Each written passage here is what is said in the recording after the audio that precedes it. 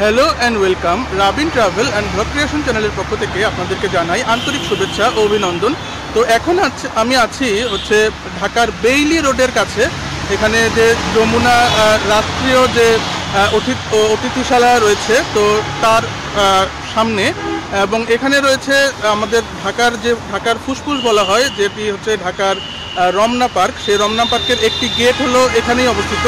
এই রমনা পার্কের মোট 9টির মতো গেট রয়েছে, তার মধ্যে একটি গেট এখানে অবস্থিত। তো আমি এখন এই রমনা পার্কের এই গেট থেকে প্রবেশ করে পুরো রমনা পার্কটি আপনাদেরকে ঘুরিয়ে দেখাতে হয়তো পারবো না, কারণ এই পার্কটি আসলে আয়তনের দিক থেকে অনেক বড়, প্রায় 68.5 একর জায়গা জুড়ে। তো আমি এখান থেকে যত জায়গায় হাঁটবো, যত জায়গায় যাব, সেই জায়গাগুলো আপনাদের এই রমনা পার্কের আমি ঘুরিয়ে দেখানোর চেষ্টা করব, আর রমনা পার্ক সম্পর্কে কিছু তথ্য আপনাদেরকে জানানোর চেষ্টা করব। তো আশা করি ভিডিওটি আপনাদের ভালো লাগবে এবং ভিডিও জুড়ে আপনারা আমার সাথেই থাকবেন। তো চলুন ভিডিওটি শুরু করা যাক।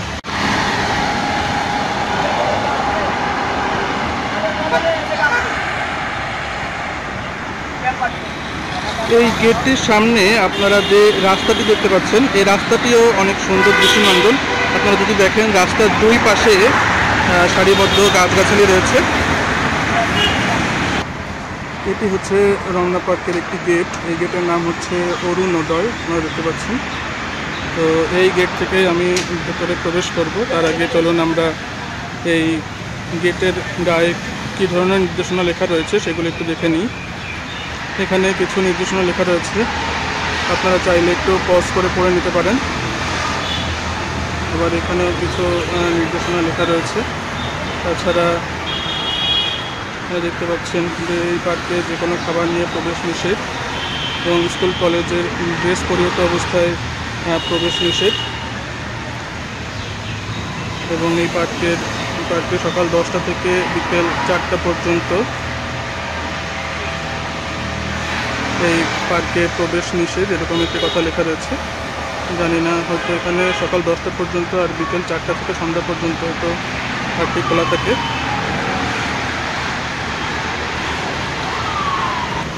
এবং এই পার্কের এই যে গেট, এই গেটের সামনে দেখতে পাচ্ছেন অনেক খাবার নিয়ে অনেকে বসেছেন, এবং এখান থেকে আপনারা চাইলে যে কোনো খাবার কিনে খেতে পারেন। তো চলুন আমি এখন এই অরুণোদয় নামক যে গেট, এই গেট দিয়ে রমনা পার্কের ভেতরে প্রবেশ করি।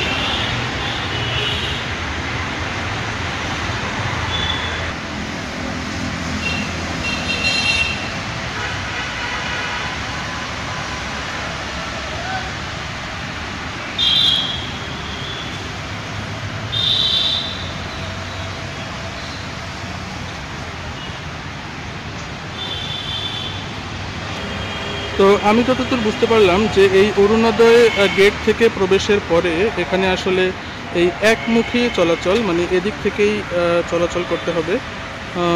কিন্তু এখানে সামনেও পথ রয়েছে এবং এদিকেও পথ রয়েছে। এদিক থেকে হচ্ছে এদিকে আসার পথ, কিন্তু এই ব্যাপারগুলো আসলে ঠিকমতো মানা হয় না। কিন্তু আমি আসলে এই জিনিসটি মেনেই এই পার্কে ঘুরতে চাই।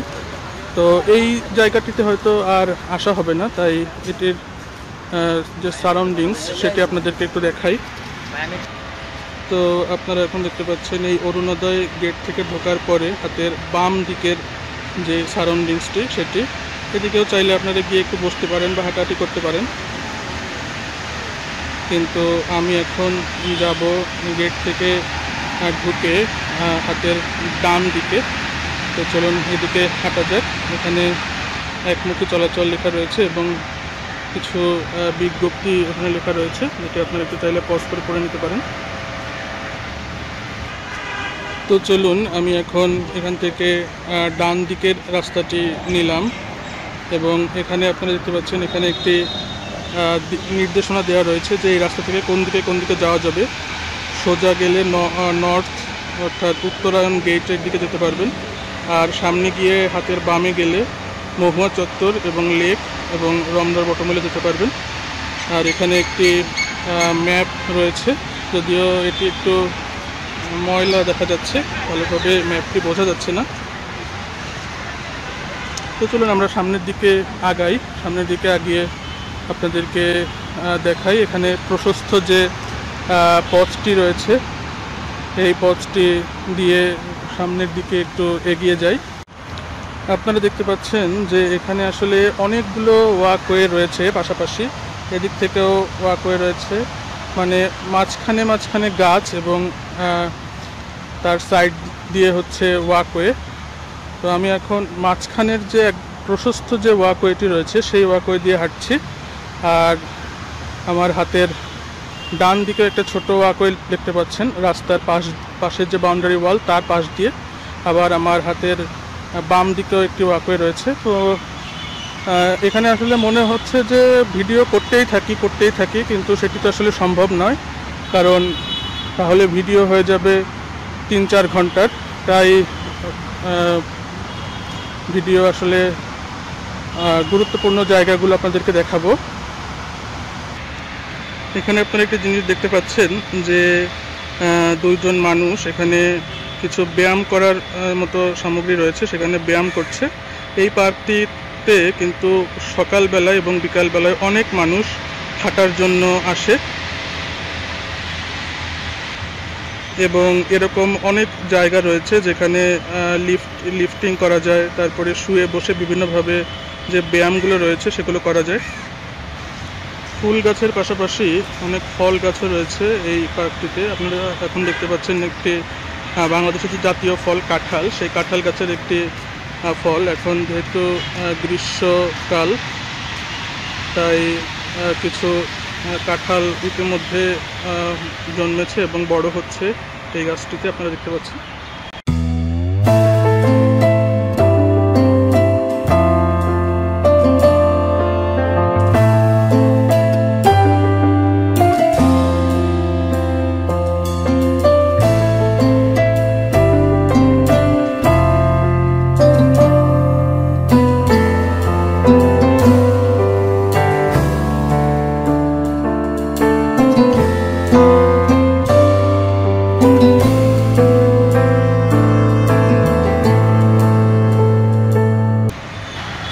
ডান দিকে কিছু দূর হেঁটে আসার পরে একটি গেট দেখতে পেলাম, এবং তার পাশেই এখানে দৃষ্টিনন্দন ওয়াকওয়ে তো রয়েছে, এবং যে বসার জায়গা সেই বসার জায়গাগুলো রয়েছে দূরে আপনারা দেখতে পাচ্ছেন।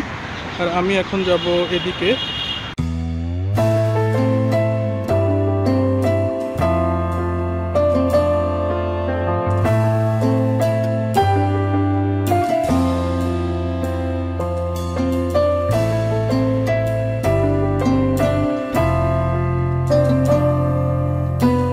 আমি এই রাস্তাটি ধরে আরও সামনে এগিয়ে যাই এবং দেখি আপনাদেরকে আর কি কি দেখাতে পারি। এটি হচ্ছে একটি বট গাছ, আর এর ইংরেজি নাম হচ্ছে বেনিয়ান ট্রি। তো আপনারা যারা কোনোদিন বট গাছ দেখেননি বা দেখলেও ওটা যে বট গাছ সেটা জানেন না আমার মতো, তারা একটু দেখে নেন। এটি হচ্ছে একটি ছোটোখাটো বট গাছ।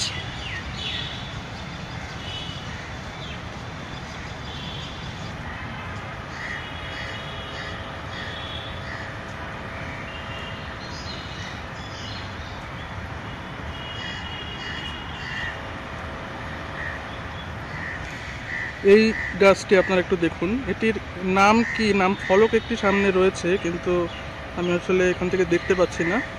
আমার কাছে তো মনে হচ্ছে যে ভৌতিক কোনো একটা নাটক বা সিনেমার শুটিং এখানেই শুরু করে দেই।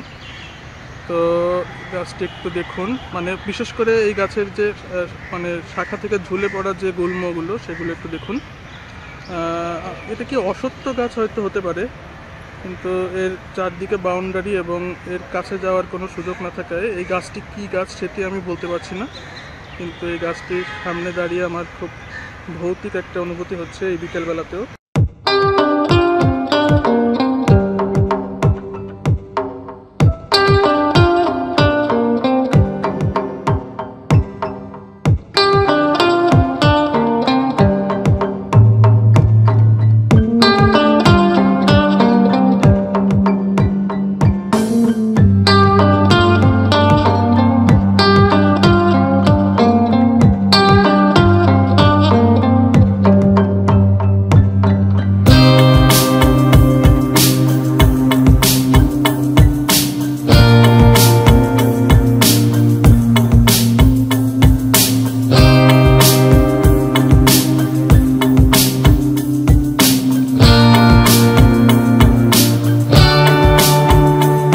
আসলে এই পার্কটি এতটাই বৈচিত্র্যময় যে কোন জায়গায় ভিডিও করব আর কোন জায়গায় করব না সেটি আসলে আমি বুঝে উঠতে পারছি না। মনে হচ্ছে সব কিছুই ভিডিও করি, সব কিছুই আপনাদের সামনে তুলে ধরি। এই পার্কে আপনারা জানেন যে মোট 211 প্রজাতির উদ্ভিদ রয়েছে উইকিপিডিয়ার তথ্য মতে। এখানে দেখতে পাচ্ছেন এটি একটি পলাশ গাছ। পলাশ সম্ভবত ফুল গাছ হতে পারে।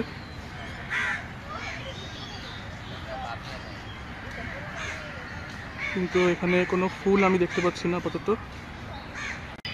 তো আপনারা দেখতে পাচ্ছেন যে এখন বিকাল 4:30টার মতো বাজে,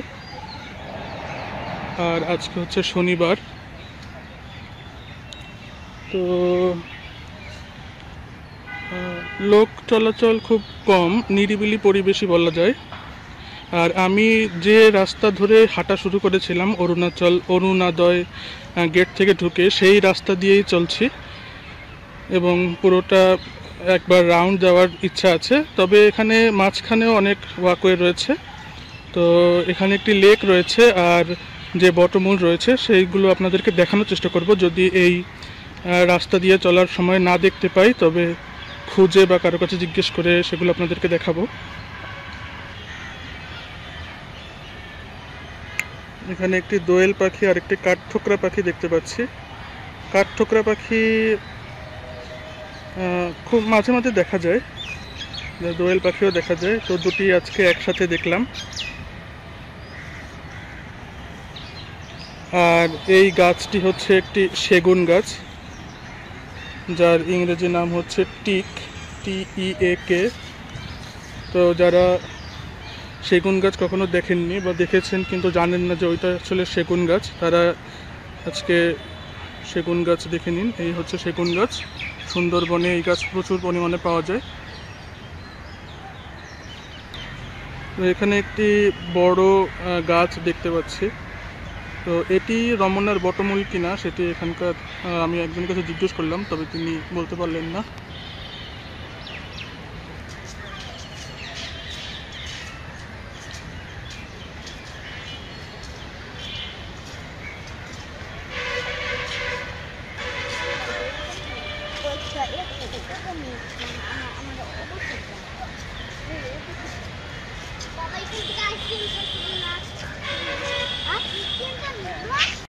আমি এখন চলে এসেছি এই রমনা পার্কের যে লেক, এই লেকের কাছাকাছি। তো এই লেকটি আমরা কাছে গিয়ে দেখব এবং লেকের পাশ দিয়ে কাঠের ওয়াকওয়ে রয়েছে, সেই রাস্তা দিয়ে হাঁটবো। তো তার আগে চলুন আমরা এই রমনা পার্কের কিছু ইতিহাস জেনে আসি। তো আমরা ঘুরে দেখছিলাম এই ঢাকার ফুসফুস বলে খ্যাত রমনা পার্ক। তো আমরা আরও ঘুরে দেখব।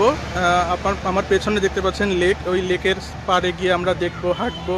তো এই পর্যায়ে আমরা এই রমনা পার্কের ইতিহাস সম্পর্কে একটু তথ্য জেনে নেওয়ার চেষ্টা করি। সেটি হচ্ছে যে এই যে রমনা পার্ক, এই রমনা পার্কটি কিন্তু স্থাপিত হয়েছিল 1610 সালে। আপনারা জানেন যে ঢাকা শহরের গোড়াপত্তন হয় কিন্তু 1610 সালে। ইসলাম খান তিনি সুবাদার ছিলেন, তিনি এই ঢাকা শহরের গোড়াপত্তন করেন, অবশ্যই যে মুঘল সম্রাট যিনি ছিলেন তার তত্ত্বাবধানে। এবং এই যে 1610 সালে এই রমনা পার্কটি স্থাপিত হওয়ার পরে কিন্তু রক্ষণাবেক্ষণের অভাবে পার্কটি প্রায় জঙ্গলে পরিণত হয়ে গিয়েছিল। আর তারপরে ব্রিটিশ আমলে 1825 সালে আবার এই যে পুরো ঢাকা শহরের বিভিন্ন সংস্কার কাজের পাশাপাশি এই রমনা পার্কও সংস্কার করার কাজ শুরু হয় এবং বিভিন্ন ধরনের সংস্কার করা হয়। তার মধ্যে একটি হচ্ছে এই পার্কের কিছু অংশ হচ্ছে মানে আবদ্ধ করে রেসকোর্স বা ঘোড়দৌড়ের ব্যবস্থা করা হতো। তো আর সেই যে রেসকোর্স যে ময়দানটি সেটি কিন্তু বর্তমানে সোহরাওয়ার্দী উদ্যান নামে পরিচিত। আপনারা জানেন যে রেসকোর্স ময়দানে 7ই মার্চের বঙ্গবন্ধু শেখ মুজিবুর রহমানের ভাষণ যেটি রয়েছে সেটির জন্য পরিচিত। আর তারপরে হচ্ছে সেই সময় আসলে এইখানেই এই যে এই রমনা এলাকাতেই ছিল চিড়িয়াখানাটি, এবং সেই চিড়িয়াখানাটি পরবর্তীতে বর্তমান যে স্থান মিরপুর সেখানে স্থানান্তরিত করা হয়। আর তাছাড়া তৎকালীন যে নবাব, সেই নবাব কর্তৃক এই যে রমনা এলাকাতে আরেকটি বাগান তৈরি করা হয়, সেটি হচ্ছে শাহবাগ। সেই শাহবাগ নাম থেকেই কিন্তু আজকের যে শাহবাগ এলাকাটি সেখান থেকেই নাম এসেছে। এবং এই রমনা এলাকাটি তখন শাহবাগ পর্যন্ত পুরো বিস্তৃত ছিল, এবং রমনা যে বাগান এবং শাহবাগ বাগান ছিল আলাদা বাগান। তো এখন আর শাহবাগে আসলে সেরকম বাগান নেই, এখন রাস্তাঘাট হয়ে গিয়েছে।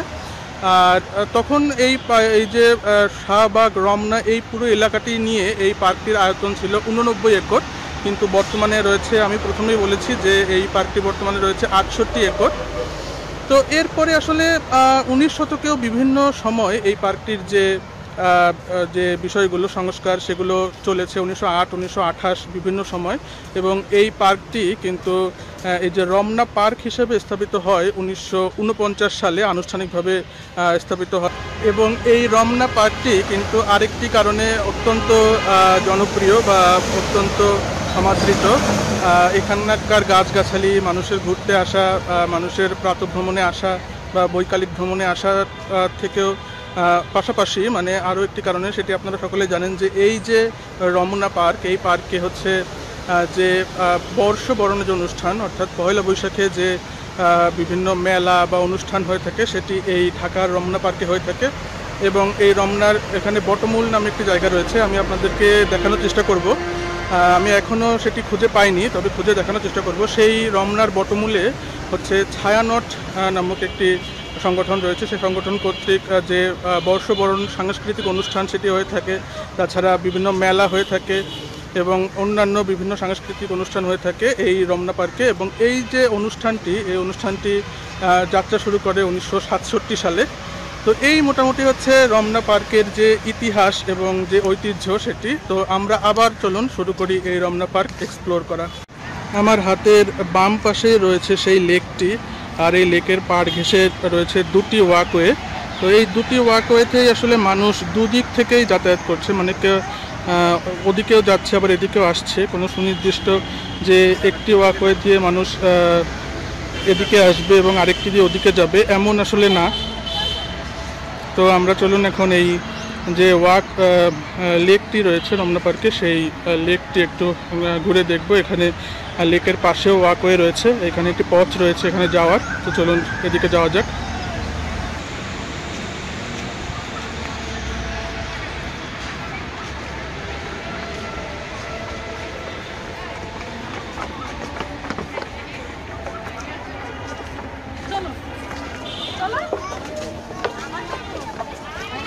তো আপনারা দেখছেন যে আমি এখন এই যে রমনা পার্কের যে লেকটি রয়েছে, এই লেকের পাশ দিয়ে যে কাঠের ওয়াকওয়ে, সেই ওয়াকওয়ে দিয়ে হাঁটছি।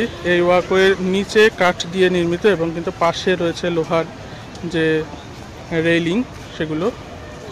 এবং আমি হাঁটছি এই ওয়াকওয়ে ধরে সামনের দিকে। আর আমার বাম পাশে রয়েছে পার্কের ওয়াকওয়ে এবং বিভিন্ন গাছগাছালি, আর ডান পাশে রয়েছে যে লেক, সেই লেকটি।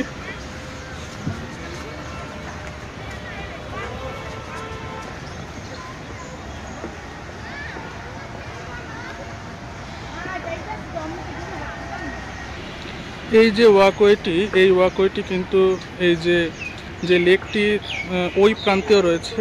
তো আমি এখন যেহেতু এই দিক থেকেই হেঁটে আসলাম, এই যে এই পাশ দিয়ে হেঁটে আসলাম এদিকে, তো এদিকে এখন আর না যাই, আমি ওই দিকে গিয়ে ওই যে ওয়াকওয়েটি রয়েছে ওই ওয়াকওয়েটি আপনাদেরকে দেখাবো।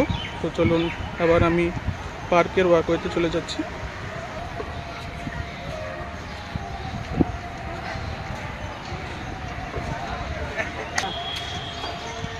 একটি তথ্য আপনাদেরকে জানিয়ে রাখি, সেটি হচ্ছে যে পরে যদি আবার ভুলে যাই, সেটি হচ্ছে যে এই পার্কটির আয়তন তো 68.5 একর, এটি আপনাদেরকে বলেছি। আর এই লেকটির আয়তন হচ্ছে প্রায় 8.76 একর।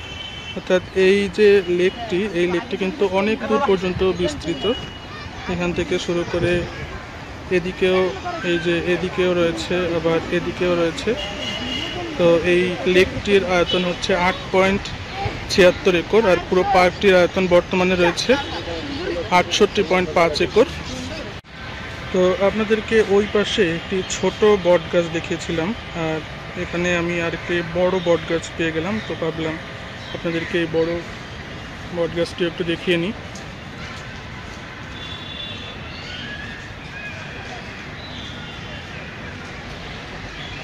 এই হচ্ছে বট গাছ। আপনারা যারা বট গাছ দেখেননি বা কোন বট গাছ কেমন সেটা জানেন না, তারা একটু দেখে নিন।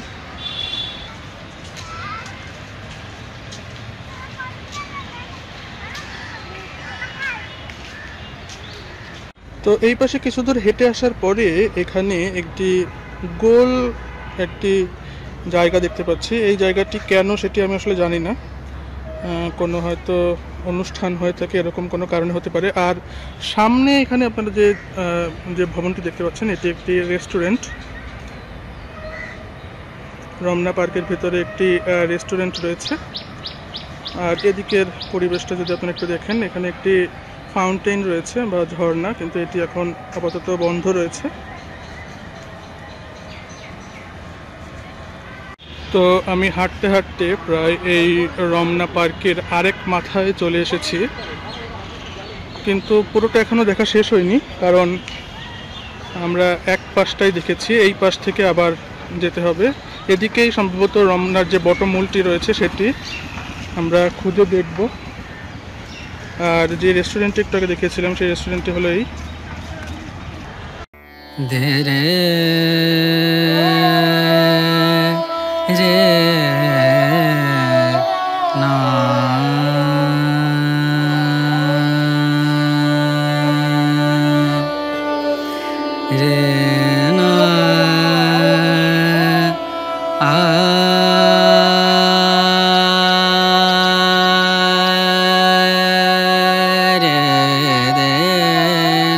আপনারা এখন সামনে যে গাছটি দেখতে পাচ্ছেন এই গাছটির নিচেই পহেলা বৈশাখের দিন এই ছায়ানটের আয়োজনে যে বর্ষবরণ সাংস্কৃতিক অনুষ্ঠান সেটি আয়োজন হয়ে থাকে। আপনারা জানেন ছায়ানট হলো রবীন্দ্রনাথ ঠাকুরের গান, কবিতা ইত্যাদির যে গবেষণা বা গানের চর্চা বা উপস্থাপনের সাথে জড়িত একটি সংগঠন। সেই সংগঠনের আয়োজনে এই যে গাছটি আপনারা দেখছেন এই গাছটির নিচেই এখানে আয়োজন করা হয়ে থাকে ছায়ানটের আয়োজনে পহেলা বৈশাখের দিন বর্ষবরণ অনুষ্ঠান। আর এই সামনে এই যে এলাকাটি দেখতে পাচ্ছেন এখানে দর্শকরা সারিবদ্ধভাবে বসে থাকে এবং এই অনুষ্ঠানটি শুরু হয়েছিল 1967 সালে।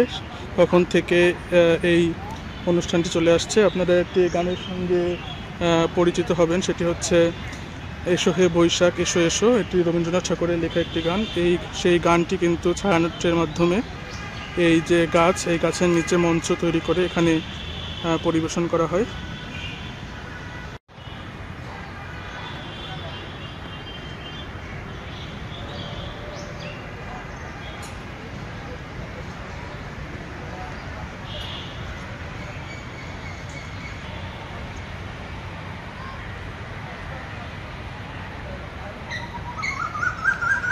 এবং তার সাথে সাথে বিভিন্ন অন্যান্য সংগঠনেরও আয়োজন থাকে বা তাদের পরিবেশনা থাকে সেই বর্ষবরণ অনুষ্ঠানে পয়লা বৈশাখে। এটি সেই রমনার বটমূল, যেটা নিয়ে আরও অনেক গান রয়েছে।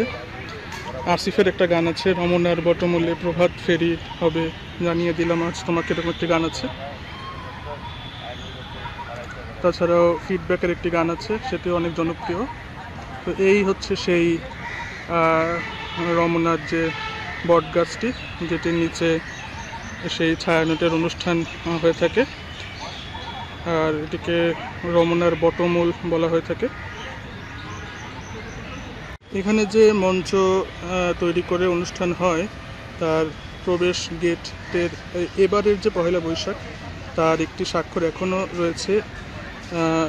এই গাছটিতে আপনারা দেখতে পাচ্ছেন এখানে লেখা রয়েছে যে পুরুষ প্রবেশ উন্মুক্ত, বাহির নারী, এরকম লেখা রয়েছে। তো এখানে যখন মঞ্চ তৈরি করে অনুষ্ঠান হয়েছে এবার, তো তখন হয়তো এই লিফলেটগুলো লাগানো হয়েছে দর্শনার্থীদের সুবিধার্থে।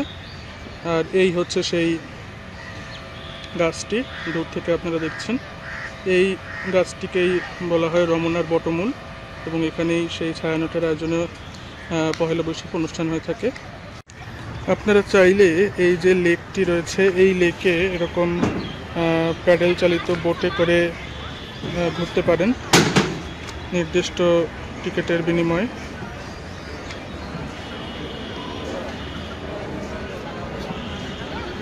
তো এদিকেও কিছু জায়গা রয়েছে, আর ওই পাশে একটি গেট দেখতে পাচ্ছি আমি, আর এদিকেও কিছু জায়গা রয়েছে এবং কিছু গাছপালা রয়েছে, ওয়াকওয়ে রয়েছে। কিন্তু আমি আপনাদের বলেছিলাম যে ওই যে লেকটি আপনাদেরকে দেখিয়েছিলাম ওই লেকের এই সাইড থেকে আপনাদেরকে একটু ঘুরিয়ে দেখাবো। তো সেই উদ্দেশ্যে আমি এদিকে হয়তো আর যাওয়া হবে না, ভিডিওটা এমনিতেই বড় হয়ে যাচ্ছে।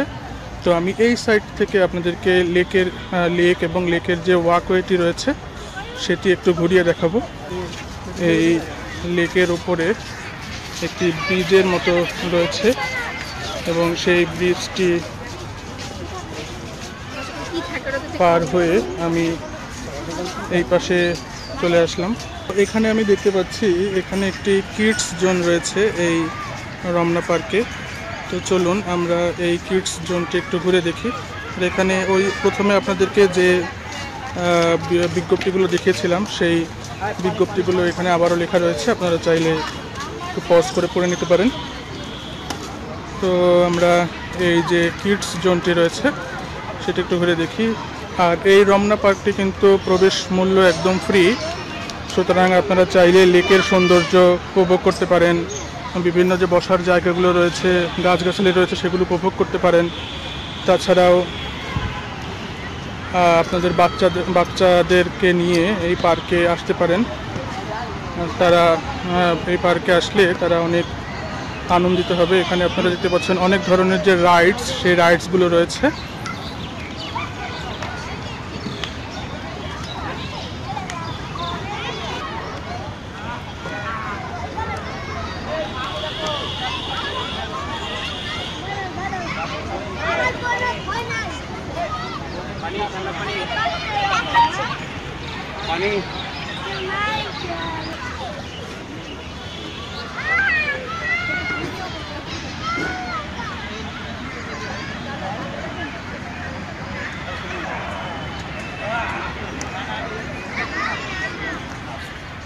তো এক ঝলকে আপনাদের এই রমনা পার্কের যে কিডস জোনটি রয়েছে সেই কিডস জোনটি আমি ঘুরিয়ে দেখালাম। আর এখন চলুন আবার সেই যে লেকের পাড়ের যে ওয়াকওয়েটি রয়েছে সেদিকে যাওয়া যাক।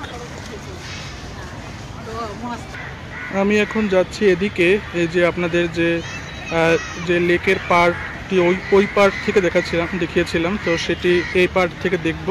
আর এদিকে যে রাস্তাটি চলে গিয়েছে সেটা হচ্ছে আমি যে গেট থেকে প্রবেশ করেছিলাম, তো ওই গেট থেকে আমি কিন্তু ডান দিকে চলে গিয়েছিলাম। তো ওদিকে বাম দিকে যে রোডটি রয়েছে এই রোডটি গিয়ে ওই দিকে মিশেছে। তো আমি আর ওদিকে যাচ্ছি না, যে গেট থেকে প্রবেশ করেছি ওই গেট থেকে আসলে বের হব না, এদিক থেকেই বের হব। তাই চলুন যে আমরা ওদিকে আর না গিয়ে আমরা এখানে যে লেকের পাড়টি রয়েছে তো সেই লেকের পাড়ের দিকে যাই এবং লেকটি আরেকটু এক্সপ্লোর করি। আমরা এই পাশ থেকে আবার সেই লেকের সাইডের যে ওয়াকওয়ে রয়েছে সেই ওয়াকওয়েতে প্রবেশ করি এবং একটু এক্সপ্লোর করি। ওই পাশ থেকে আমি এক্সপ্লোর করেছিলাম, তো এই পাশ থেকে আরেকটু এক্সপ্লোর করি। আসুন এদিকে না যাই, এদিকে গেলেই ভালো হবে, কারণ এদিকে পথ বেশি, ওদিকে একটু দূর গিয়ে শেষ হয়ে গিয়েছে।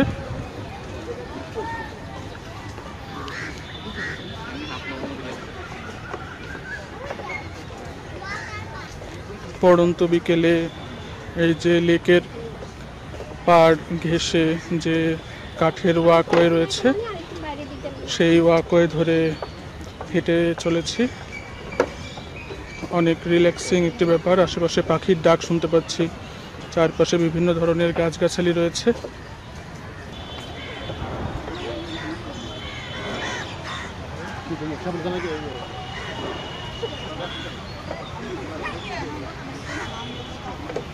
ওই পাশের যে লেকের পাশে ওয়াকওয়েটি দেখেছিলাম সেটি অনেক সোজাসুজি, এরকম যে কার্ভ নেই, যে এরকম একটি বাঁক, যে বাঁক ধরে আমি এখন পার হয়ে আসলাম, এরকম বাঁক নেই।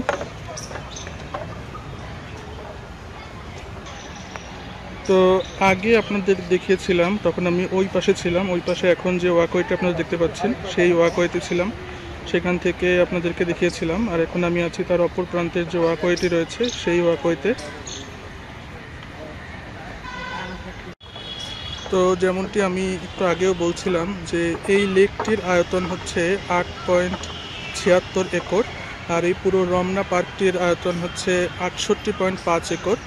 যদিও মোগল আমলে শাহবাগ সহ এই যে রমনা এলাকা বা রমনা বাগান বা পার্ক, এটির আয়তন ছিল 89 একর, সেখান থেকে বর্তমানে 68.5 একর জায়গা জুড়ে রয়েছে। আর এই লেকটি রয়েছে 8.76 একর জায়গা জুড়ে।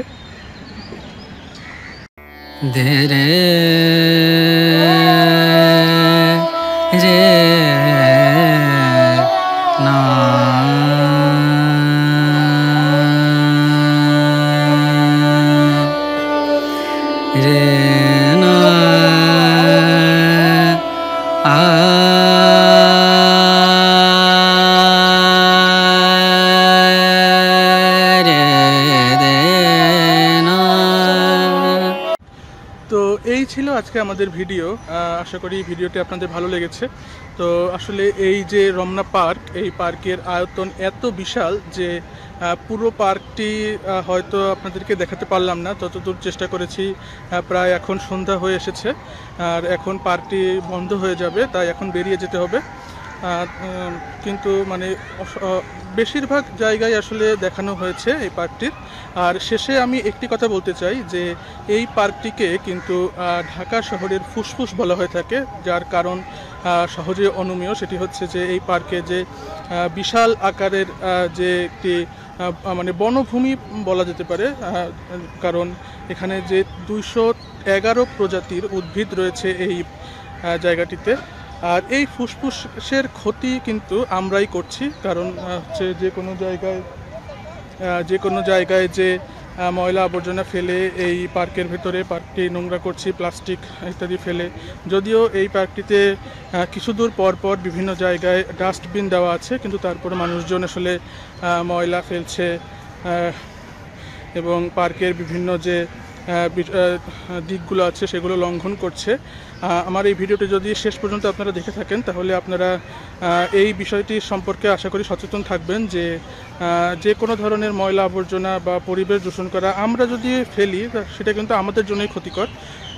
সেই বিষয়টি আপনারা সবসময় মাথায় রাখবেন এবং যে কোনো ময়লা আবর্জনা এখানে যে ডাস্টবিন রয়েছে সেখানে ফেলার চেষ্টা করবেন। আর ভিডিওটি এখানেই শেষ করছি। আশা করি ভিডিওটি ভালো লেগেছে। ভিডিও ভালো লাগলে অবশ্যই ভিডিওতে একটি লাইক দেবেন, আপনাদের মূল্যবান মতামত কমেন্টে জানাবেন। আর পরবর্তীতে কী কী ধরনের ভিডিও চান সেগুলো জানাতে পারেন। সবাই ভালো থাকবেন, সুস্থ থাকবেন। পরবর্তী ভিডিও পর্যন্ত সবাইকে টাটা।